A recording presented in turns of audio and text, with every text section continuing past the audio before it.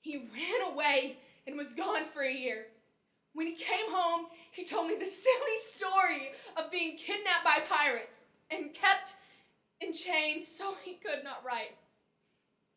I pretended to believe him, though I knew very well what he was doing and that he had met the milliner, Mrs. Williams, now and then. In the city when she was buying groceries, as she said, but a promise is a promise and marriage is marriage. And out of respect for my own character, I refuse to be drawn into a divorce by a scheming husband who has grown tired of his marital duties. No other man, unless it was Dark Hill, did more for the people in this town than I. And all the weak, the halt, the improvident, and those who could not pay flocked to me. I was good-hearted, easy Dr. Meyers. I was healthy, happy, in comfortable fortune, blessed with a congenial mate, my children raised, all wedded, doing well in the world. Then one night, Minerva, the poetess, came to me in her trouble, crying. And I tried to help her out. She died. They indicted me. The newspapers disgraced me. My wife perished of a broken heart. And pneumonia finished me. Dust of my dust, and dust with my dust. Oh, child that died as you entered this world, dead with my death. Not knowing breath, though you tried so hard, with a heart that beat when you lived with me, and stopped when you left me for life. It is well, my child, for you will never travel the long, long way that begins with school days, when little fingers blur under tears that fall on the crooked letters, and the earliest wound when a little mate leaves you alone for another, and sickness, and the face of fear by the bed, the death of a father or mother, or shame for them, or poverty, the maiden sorrow of school days ended, and eyeless nature that makes you drink from the cup of love, though you know it's poisoned. To whom would your flower face have been lifted? Botanist? Weakling? Cry of what blood to yours? Pure or foul, for it makes no matter, it is blood that calls to our blood. Oh, and your children, what might they be? And what's your sorrow, child? Child! Death is better than life. If I could have lived another year, I could have finished my flying machine and become rich and famous. Hence, it is fitting the working man who tried to chisel a dove for me made it look like a chicken. For what is it all but being hatched and running about the yard to the day of the block? Save that a man has an angel's brain and sees the axe from the first. At first, I suspected something. She acted so calm and absent-minded. And one day I heard the back door shut as I entered the front. And I saw him slink back at the smokehouse and into the lot and run across the field. And I meant to kill him on sight, but that day, walking across the fourth bridge, without a stick or stone in hand, all of a sudden I saw him standing there, scared to death, holding his rabbits. And all I could say was, Don't! As he aimed and fired in my chest.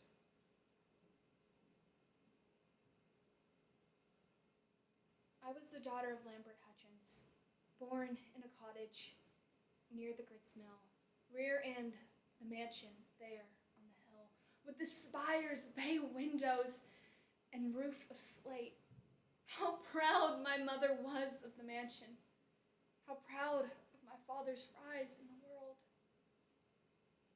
And he loved to watch and protect us and guard our happiness. But I believe that house was a curse. For father's fortune was little beside. And when my husband found that he had married a girl who was really poor, he made fun of the spires. He called the house a fraud on the world, a trap, a lure to young men. Rise high of the dowry that was never to come, of a man that would sell his vote. Was it not enough for the people's betrayal, that the wall of his whole family in? He vexed me until I left. And I lived the rest of my days as an old maid, keeping house for my father. I loathed you, Spoon River. I tried to rise above you. I was ashamed of you. I despised you as the place of my nativity. And there in Rome, among the artists, speaking Italian, speaking French, I seemed to myself at times to be free of every trace of my origin. I seemed to be reaching the heights of art, and to breathe the air that the masters breathed, and to see the world with their eyes. But still, they pass my work and say, "What are you driving at, my friend?" Sometimes the face looks like Apollo's. Others it has a trace of Lincoln's.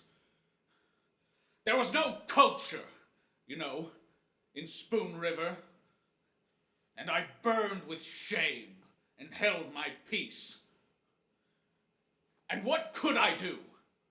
All covered over and weighted down with western soil, except aspire and pray for another birth in the world, with all of Spoon River rooted out of my soul. What but for the love of God could have softened and made forgiving the people of Spoon River towards me, who wronged the bed of Thomas Merritt and murdered him beside?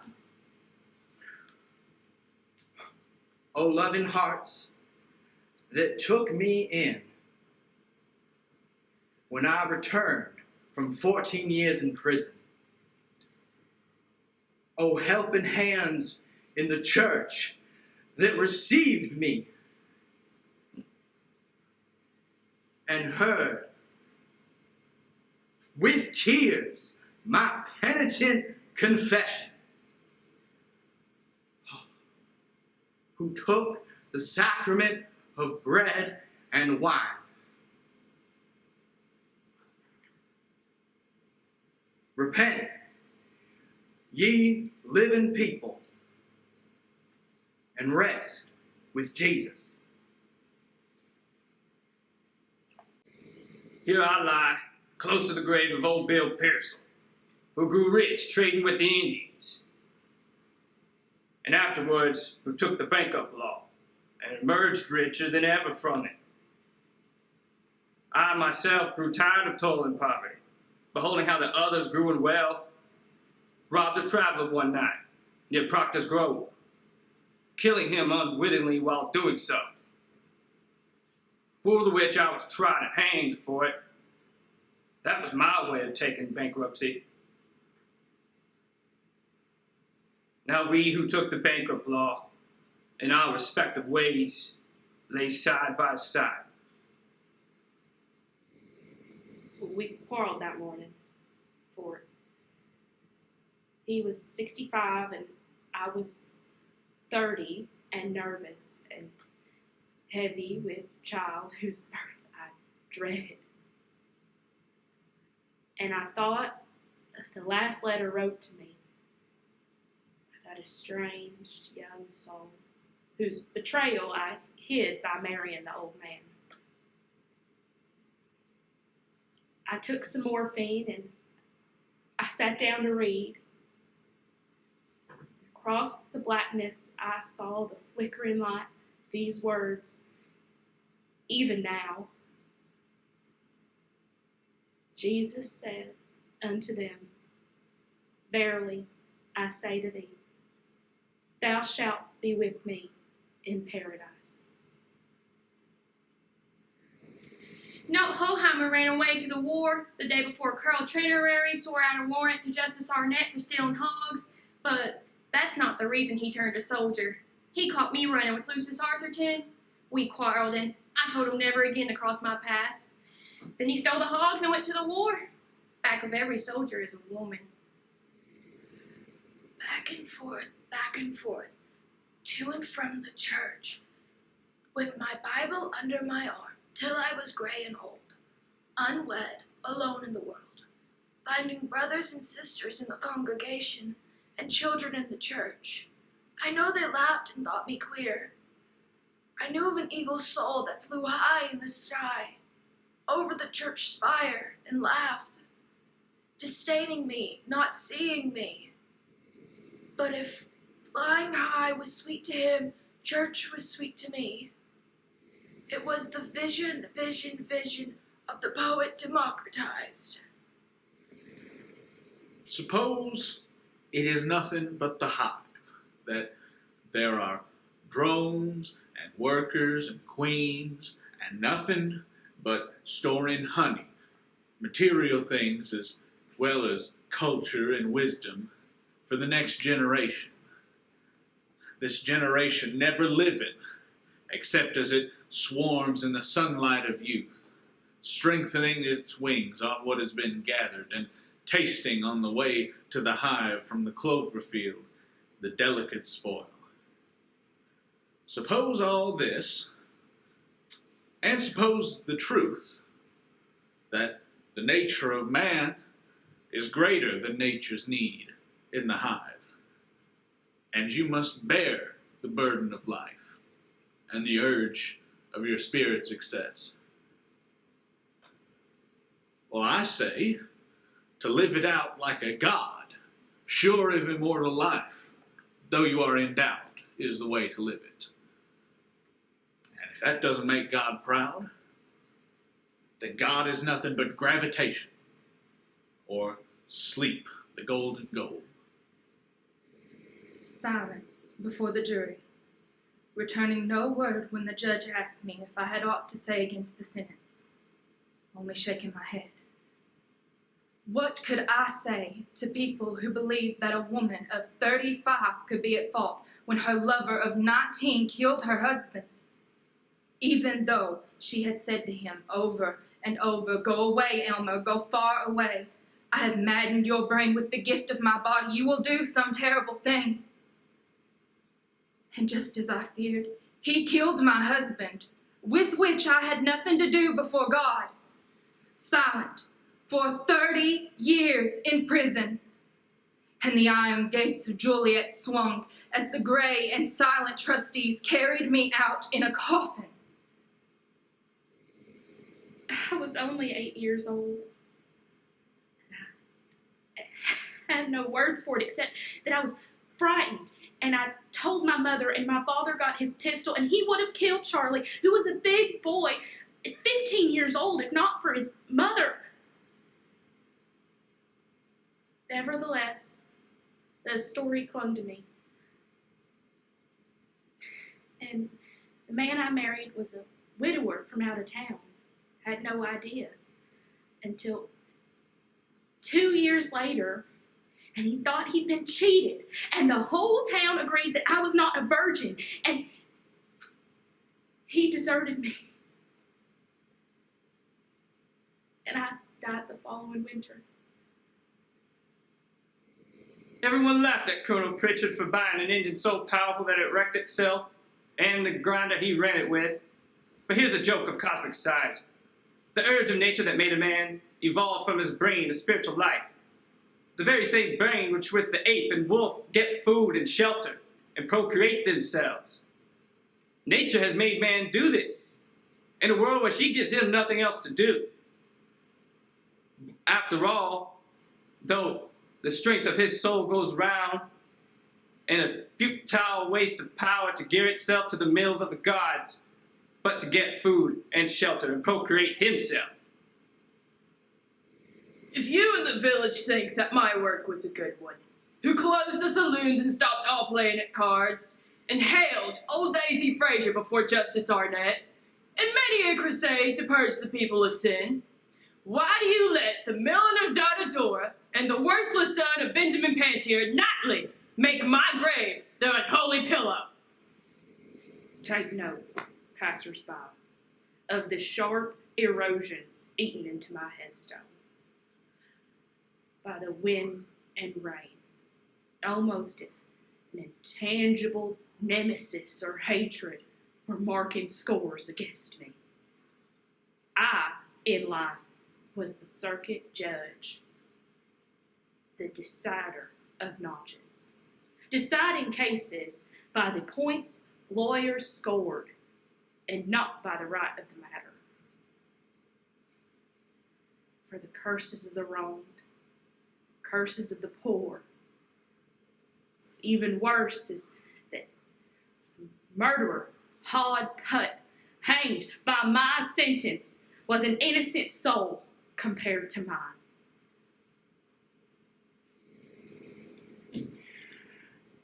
This willow tree, why not plant a few for the millions of children not yet born, as well as for us? Are they non-existent? Or cells without minds? Or did they come to Earth, their birth rupturing the memory of a previous being? Answer! The field of unexplored intuition is yours. But in any case, why not plant willow trees for them, as well as for us? To be able to see every side of every question, to be on every side, to be everything, to be nothing long, to pervert truth, to ride it for a purpose, to use great feelings and passions of the human family for base designs for cunning ends, to wear masks like the Greek actors, your 8-page paper behind which you huddle, brawling through the megaphone of big type. This is I, the giant. Thereby also living the life of a sneak thief, poisoned with the anonymous words of your clandestine soul. To scratch dirt over scandal for money and exhume it to the winds for revenge, or to sell papers, crushing reputations or bodies if need be. To win at any cost, save your own life. To glory in demonic power, ditching civilization as a paranoid boy puts a log on the track and derails the express train. To be an editor, as I was. And then to lie here, close by the river near the place where the sewage flows from the village, and the cans and the garbage are dumped, and abortions are hidden. If the excursion train to Peoria had just been wrecked, I might have escaped with my life. Certainly I should have escaped this place. But as it was burned as well, they mistook me for John Allen, who was sent to the Hebrew cemetery in Chicago. and for John me, so I lay here. It was bad enough to run a store in this town, but to be buried in it,